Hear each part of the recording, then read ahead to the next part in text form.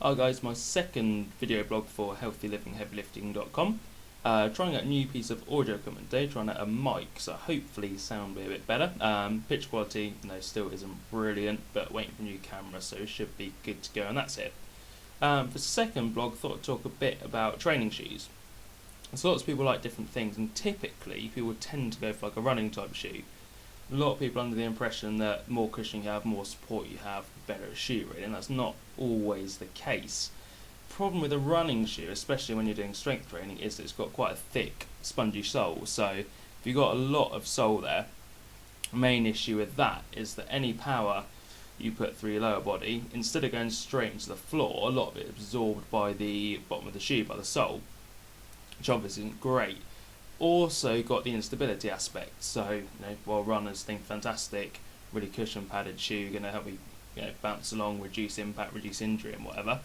Besides that not being entirely true, you've also got the fact that it makes it quite unstable. So you try squatting in a running shoe, your foot's going to be moving all over the place, you'll be tipping forward, ankles rolling into the sides, just not good at all really. So you're better off using something a bit more sturdy. A lot of powerlifters use Converse, which I've done in the past, competed in my first competition wearing Converse, and they're fine. But again, issue with those is as soon as you go and do something like a lunge, can get quite difficult as the sole's quite rigid. You also have the issue that not great for cardio type drills, so I'm not a big runner at all, but a bit of running, not going to be too good in Converse. At the other end of the spectrum, you've got something like Olympic weightlifting shoe, which is fantastic for, obviously, Olympic weightlifting, as the name suggests, but also for squats. Always squat in Olympic shoes. This makes it so much easier. They've got a raised heel. What it does, takes your heel just a bit off the ground, gives you a slope going down towards your toes. So it enables you to hit depth a bit easier. If any of you have ever had any problems with mobility, you might have been advised to put your heels on some weight plates.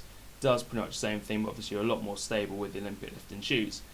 Again though, any type of cardio and conditioning, just not too great. I've tried doing some bodyweight circuits and stuff for Olympic lifting shoes just for convenience, or if I've forgotten other shoes, it just doesn't really work. So I suppose what you're looking for is a shoe that can do a bit of everything really. The closest I've found with that so far is the New Balance Minimus. So these are the ones I'm wearing at the moment. Really good thing about these is they're pretty low to the ground, got a very thin sole, so you can see there's a bit more padding through the midfoot, but front foot and heel very, very flat. So when you squat in one of those, you can really keep your heel on the floor. Same with deadlifts, foot gets really close to the ground, get really good transfer of power. Very pliable and bendy as well. Recently took a pair of these on holiday with me to Amsterdam. I was there a few days, wanted to do some training, didn't really want to take running shoes or squat shoes. These are fantastic for that. Just fold them up, put my bag, very, very, very light, take up no room at all, and yeah, fantastic for a few days away for training in. Also good because they have got a bit of give in them, so they are a tiny bit bouncy, which probably means they're not as good as something like a Converse or an Olympic shoe for purely for lifting, but you have got that bit of extra support and cushioning if you do decide to go for a run or do some conditioning stuff or any type of cardio really. Definitely a big plus, means you don't have to change your shoes around. Not affiliated with New Balance still, there are plenty of others out like that. I think Adidas do a similar one, the Adi Zero. Nike's closest one is probably the Nike Free, which is a bit thicker but same kind of thing. You've got your Vibrams, which is the 5-finger shoes. Vivo Foot, I believe, are another one. So there's lots of different ones you can go for. But yeah, if you're looking for an all-round shoe, not a bad one to go for. Different colours as well. I've also got a blue pair. These are actually the first pair I got. Like them such a lot that I got another one.